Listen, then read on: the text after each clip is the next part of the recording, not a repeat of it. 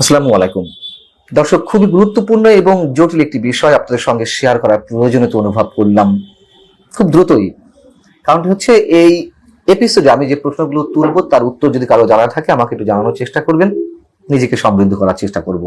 আর মূল আলোচনা যাওয়ার আগে আরেকটি মন্তব্য করে রাখি, আমি বলি 15.5 বছরে মোহর যে নানান ধরনের সার্কাস আমাদের সামনে উপস্থাপন করা হয়েছে, দুর্দান্ত সব সার্কাস, তার চেয়েও কি ভয়ঙ্কর সব সার্কাস 5ই আগস্টের পর থেকে আমাদের সামনে মঞ্চস্থ করা হচ্ছে।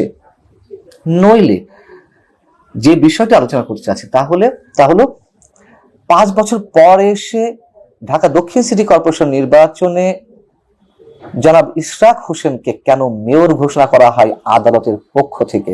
2020 সালের 1 ফেব্রুয়ারি ঢাকা দক্ষিণ এবং উত্তর সিটি কর্পোরেশন মেয়র নির্বাচন অনুষ্ঠিত হয়েছিল এবং সেই নির্বাচন যে কোনোভাবেই নিরপেক্ষ, সুষ্ঠু, অবাধ হয়নি আমরা খুব ভালো করেই জানি। কিন্তু আমরা জানলে কি হবে, আদালত কোন এখতিয়ারে তাকে 5 বছর পরে এসে মেয়র ঘোষণা করলেন। 1 ফেব্রুয়ারি নির্বাচনের পর 3রা ফেব্রুয়ারি জনাব ইশরাক হোসেন নির্বাচনী ট্রাইব্যুনালে একটি মামলা করেছিলেন 3রা মার্চ। সেই মামলায় তিনি কি বলেছিলেন, কি চেয়েছিলেন? তার আবেদনটা ছিল ঢাকা দক্ষিণ সিটি কর্পোরেশন নির্বাচন এবং ফলাফল বাতিল যেন করা হয়। তিনি তো নিজেকে মেয়র দাবি করেননি যে ফলাফলটা তার পক্ষে দিতে হবে। আমরা যতটুকু জানি ওই সময় পত্রপত্রিকা যা এসেছিল, কিন্তু তাকে মেয়র কেন ঘোষণা করা হলো, কোন ভিত্তিতে, কোন গ্রাউন্ডে আদালত করলেন? আদালত কি ভোট পুনর্গণনা করতে বলেছে বা তারা পুনর্গণনা করে দেখেছে? আমরা যতই ধরে নিই যে নির্বাচন সুষ্ঠু হয়নি, আচ্ছা তাও আবার 5 বছর পরে এসে আদালতে এই রায়। নির্বাচনী আইনে কি রয়েছে?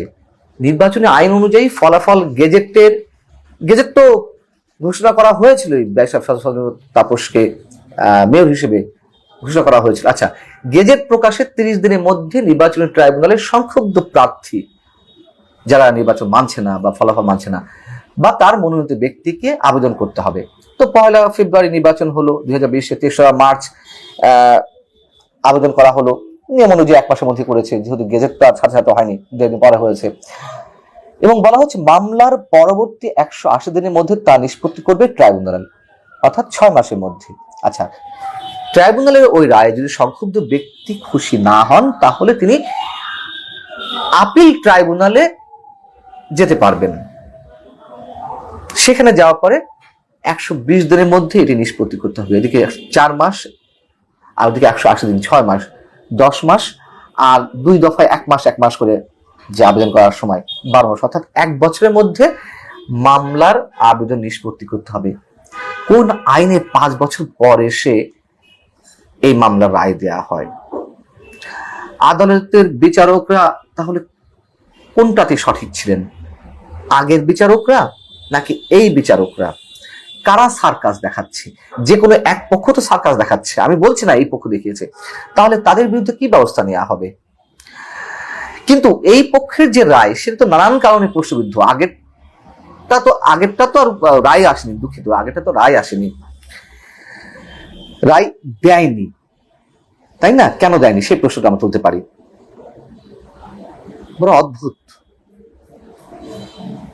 এবং একই সঙ্গে আমরা বলতে পারি ঢাকা দক্ষিণ সিটি কর্পোরেশনে যে আতিকুল ইসলাম ছিলেন মেয়র, তার নামও ঘোষণা করা হয়েছিল, তার প্রতিদ্বন্দ্বী প্রার্থী ছিলেন তাবিতাওয়ালও নিশ্চয়ই মামলা করেছিলেন, এখন তাবিতাওয়ালকেও মেয়র ঘোষণা করা হবে। আমরা দেখলাম এর আগে চট্টগ্রামেও একইভাবে একজনকে মেয়র ঘোষণা করা হলো, বিএনপি দলীয় প্রার্থী।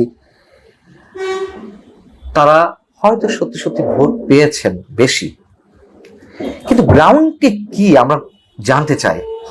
এবং 5 বছর পর এসে কেন? এখন যদি আমরা প্রশ্ন করি, 2018 সালে নির্বাচনে বিএনপি অংশ নিয়েছিল, জাতীয় সংসদ নির্বাচনে, 2014 বা 2024 হয়তো থাকেনি, তো তাদেরও তো নিশ্চয়ই মামলা করা ছিল। এখন 18 থেকে 2025 অর্থাৎ 7 বছর পর এসে যদি ওই জাতীয় সংসদ নির্বাচন অর্থাৎ 10ম জাতীয় সংসদ নির্বাচন বাতিল ঘোষণা করা সম্ভব? আমি জানি না। এবং ওই সময় বিএনপিকে বিজয়ী ঘোষণা করা হবে, বিএনপি সরকার গঠন করেছিল, এগুলো সব হাস্যকর না? এই যেহেতু টাইম ফ্রেম দেওয়া যে কতদিনের মধ্যে নিষ্পত্তি করতে হবে। হিরো আলম, যাকে আমরা সবাই চিনি, খুব জনপ্রিয়, মানে অনেকের কাছে জনপ্রিয়, ইউটিউবে তার বিভিন্ন কন্টেন্টের কারণে। হিরো আলমও 4 দফা নির্বাচন করেছেন, কুমিল্লাতে করেছেন, তার নিজ এলাকায় উপনির্বাচনে অংশ নিয়েছেন জাতীয় সংসদে, ঢাকাতে করেছেন, এবং কুমিল্লার একটি উপনির্বাচনে তাকে তো মাত্র 300-400 ভোটের ব্যবধানে হারানো হলো। তারও মামলা করা ছিল, সেগুলো কি করা হবে?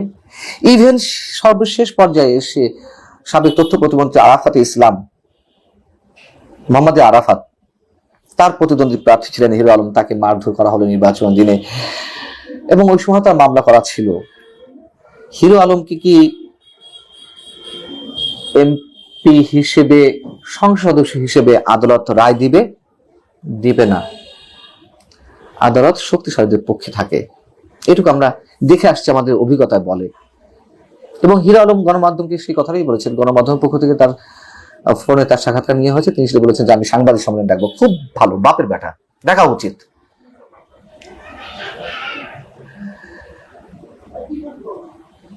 আমাদের আদালত আগেও যে অবস্থায় চলেছে, পুলিশ প্রশাসন যে অবস্থায় চলেছে, নগ্নভাবে হস্তক্ষেপ করা হয়েছে সরকারি দলের পক্ষ থেকে বা সরকারের পক্ষ থেকে, এখনো তাই চলছে। চোখ বন্ধ করে বলবো, স্পষ্ট করে বলবো। এবং এগুলো কোনো ভালো এক্সাম্পল না, যা ইচ্ছে তাই করা হচ্ছে। আওয়ামী লীগকে দোষ দেবো?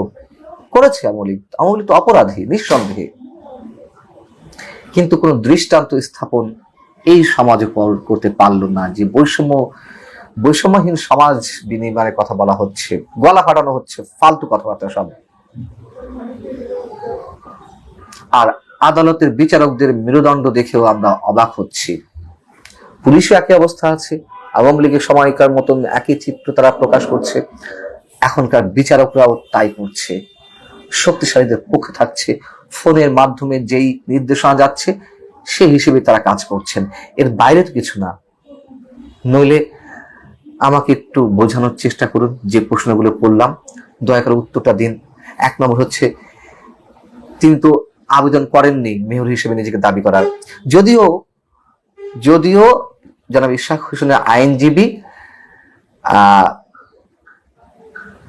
মানে আজ তিনি সাংবাদিক সামনে বলেছেন যে না, আমরা দাবি করেছিলাম আমাদেরকে মেয়র হিসেবে ঘোষণা করার। সেটা আমার মনে পড়ে না আসলে সত্যি কিনা।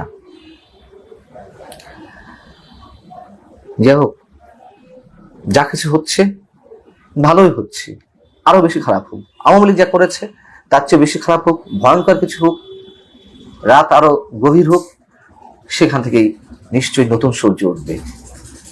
এটাই তো আমরা আশা করতে পারি, তাই না? আল্লাহ হাফিজ, ভালো থাকুন সবাই।